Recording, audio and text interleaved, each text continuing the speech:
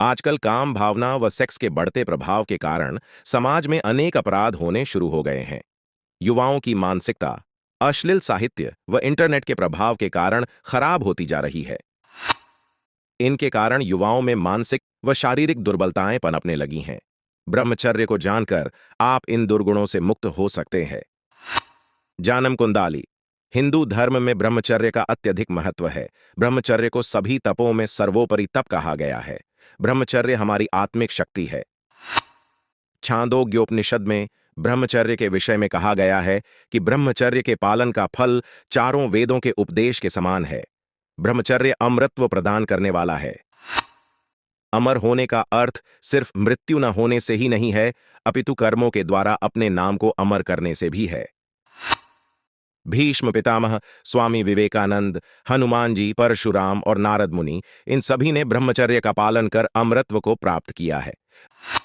ब्रह्मचर्य व बिंदु शक्ति। प्राचीन समय में बड़ों के द्वारा आशीर्वाद प्राप्त होने पर कहा जाता था, वीर्यवान बनो। वीर्य रूपी बिंदु के संबंध में पुराणों में कहा गया है, मरणम बिंदुपातेन जीवनम बिंदु धारणम। बिंदु का पतन, मृत्यु तथा धारण करना ही जीवन है। स्वामी रामतीर्थ जी ने वीर्य के संबंध में कहा है, वीर्य का संचय करने से यह सुषुम्ना नाड़ी द्वारा प्राण बनकर ऊपर चढ़ता हुआ ज्ञान में परिवर्तित हो जाता है।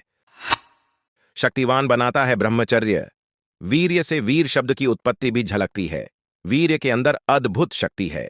जब ब्रह्मचर्य के द्वारा वीर्य रक्षण किया जाता है, तब व्यक्ति के अंदर आश्चर्यजनक शक्ति बनती है। ऐसा जातक परम वीर होता है और हमेशा विजयी रहता है। वैदिक शास्त्र में ब्रह्मचर्य को परम बल कहा गया है। ब्रह्मचर्यम परम बलम। मुहूर्त ज्योतिष में कहा जाता है कि संभोग के पश्चात युद्ध व यात्रा नहीं करनी चाहिए, अन्यथा हानि होती है।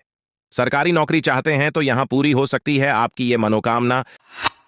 ब्रह्मचर्य से चेहरे का तेज बढ़ता है। ब्रह्मचारी जातकों के चेहरे पर हमेशा एक तेज अव चमक बनी रहती है। ऐसे व्यक्ति अपना एक अलग प्रभाव रखते हैं। हजारों की भीड़ में इन्हें अलग से पहचाना जा सकता है। गुरु गोविंद सिंह जी ने कहा है, इंद्रिय संयम करो, ब्रह्मचर्य पालो, इससे तुम बलवान रहोगे और चमकोगे।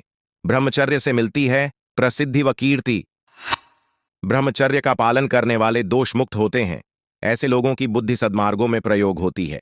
ये धार्मिक प्रवृत्ति के होते हैं और अपने परिवार का नाम रोशन करने वाले होते हैं। महात्मा बुद्ध को ब्रह्मचर्य पालन करने के पश्चात ही बुद्धत्व प्राप्त हो पाया था। स्वामी विवेकानंद, भीष्म पितामह, हनुमान जी अपने कुल को शोभायमान करने वाले चमकदार सितारे बने।